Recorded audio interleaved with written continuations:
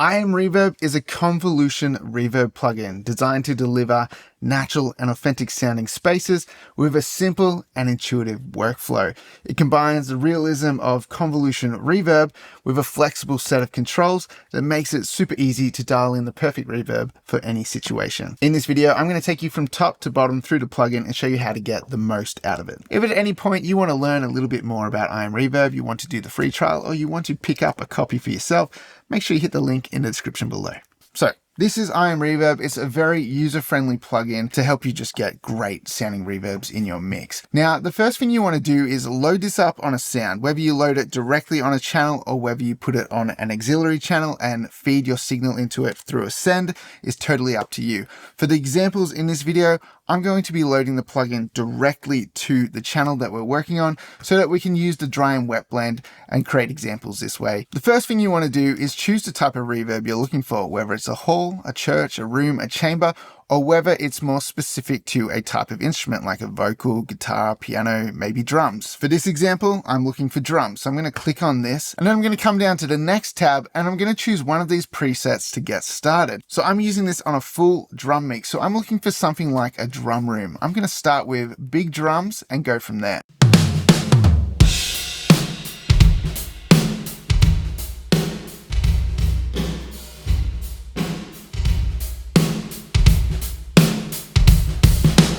Straight up, that's a really nice sounding reverb on the drums. Let's jump over to medium drum room now.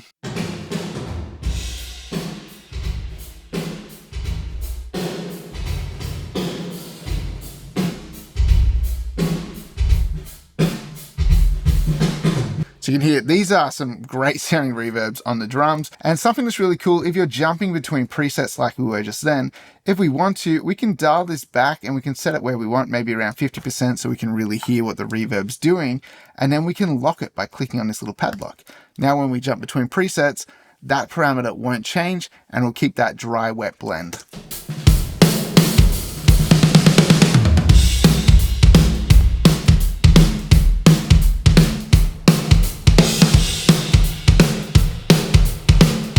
Anything that you want to keep locked in place when jumping through presets, you can lock that, which is really great. Okay, so I thought medium drum room sounded good. It has a nice sense of ambience, but it's not too long. So now that we've chosen the setting that we like, we can dial this in a little bit further with the close, mid, and far impulse responses. These are 3 different impulse responses from the same room at different distances from the source. Blending these together can really help you shape the perfect reverb, whether you want to be a little bit closer to the source and then still have that far ambience behind you, or whether you want to be sunk further back in the room. This can all be achieved just by dialing in these 3 different IRs. Now what's great is we can solo each of these channels out while we dial it in. We simply just right click and hold and then drag the mouse.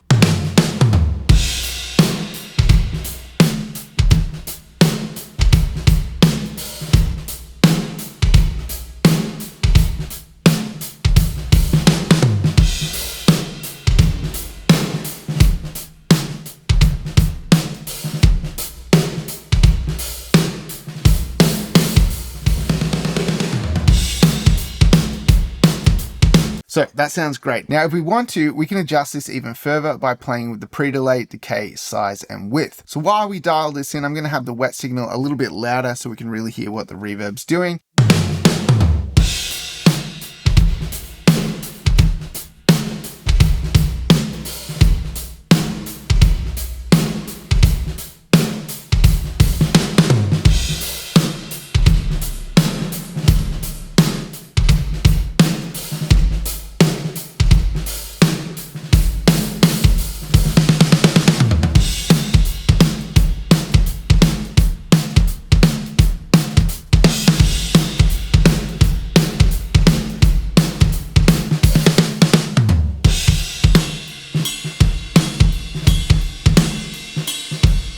So there is a lot of flexibility within those controls to really tweak and dial the reverb in to sound just the way you want it to. Of course, you've got your input and your output trim. So if you needed to feed a little bit more signal into your reverb, or if you needed to boost the output after you've dialed in your reverb, you can then boost up your dry and wet blend a little bit more and balance it back out into your mix that way. So as I mentioned before, you can lock your settings, which is what I've done for all of the parameters here. Now we can scroll through different presets and maybe we'll find something else that we like even better. But if not, we can always come back and we've got the same settings.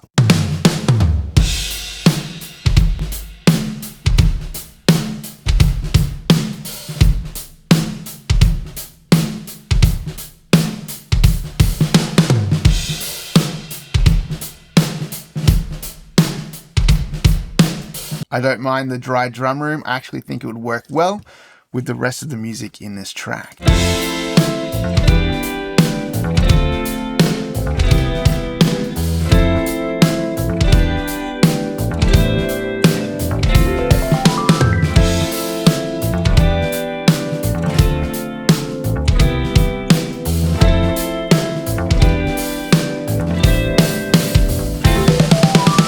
So it adds a lot more depth and life to the drums. It's very, very cool. Now, another great thing that you can do is you can EQ the reverb. So if we come up here and click on EQ, you can see this is where we shape the tone of the reverb itself.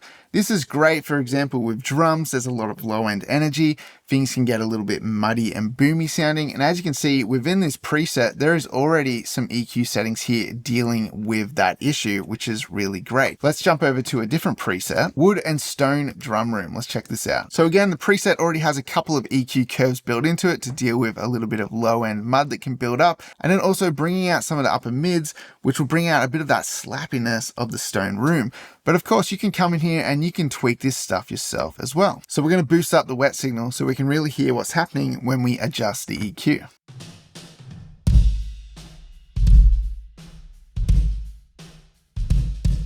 You can add a high pass filter.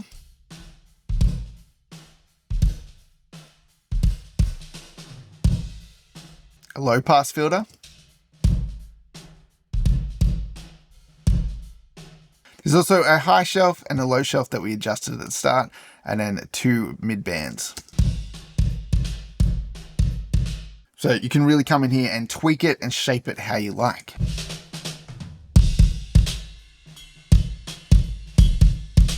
Using that same Wood and Stone Drum Room preset, I've changed the controls. Have a listen to how different it sounds now.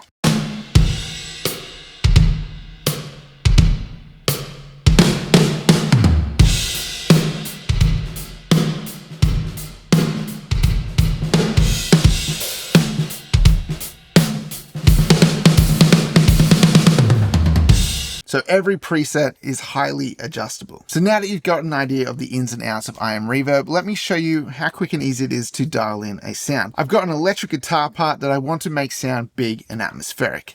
So let's check this out. For this one, I'm actually going to use synth. I know you'd think I should go into guitars, but you can do whatever you want with this. You can use any setting with anything. I'm going to use Cinematic Synth Large.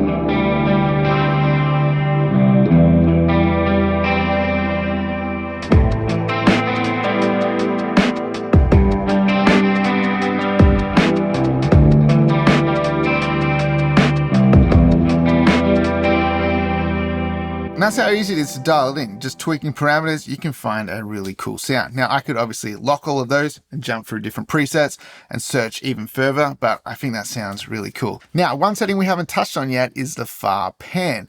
This is a really cool setting. Now, let's say that we don't have double track guitars like we have here. We only have a single guitar that's panned off to the right of the mix. It would sound like this at the moment.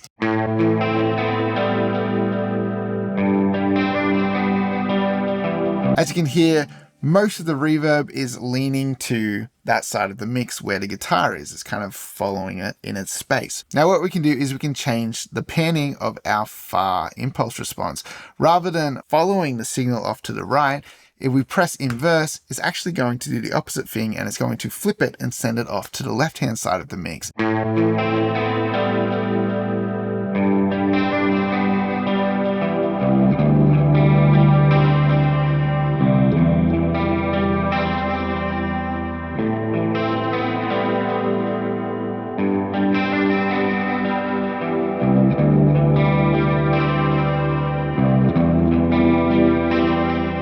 So you can hear when we have that mono sound panned off to one side, the far pan inverse is actually helping balance out the stereo field, so the whole thing doesn't feel lopsided and too heavy on one side of the mix. So that's just a really awesome technique for taking a sound and making it sound bigger, fuller, and wider. Now, because of how authentic and natural IM Reverb sounds, it is an awesome choice when you want to take multiple sources and glue them together in the same space. So for this example, I have an acoustic guitar and a vocal, and we're going to put them in the same space simply by putting IM Reverb on the mix bus. So for this example, I'm going to choose vocal. So let's skim through a couple of these presets and try and find something that works well for the track. I'm going to put the dry wet at 50% so we can really hear what the reverb's doing. You promised with diamonds that you'd have everything, that you would never be alone, you'd always be with him. And so this quick fix becomes a slow denial, 'cause he won't change, he'll stay the same, and a diamond's just a stone. I actually really like that small vocal hall setting. I think it suits this track really well. Now let's just blend it in a little bit. I'm not saying it's all been a lie, but he's not ready to give you his life.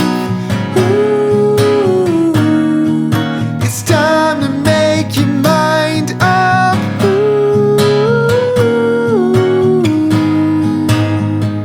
It really does sound like an artist performing a song in a small hall. So even though some of these examples I have had the reverb pushed a little bit higher so you can really hear what it's doing, even just dialing this stuff in at like 10 to 15 to 20% will give you a much bigger sense of depth on your sounds in your mixes. Now it is worth mentioning that there is an IM Reverb Light plugin as well. This is basically a more budget-friendly but slightly cut down version of the full version of IM Reverb. As you can see, you still have all of the same options, but there are less presets included, and there are a few less controls included on the main interface as well. But you can still get some great sounds out of this. I'm not saying it's all been a lie, but he's not ready to give you his life.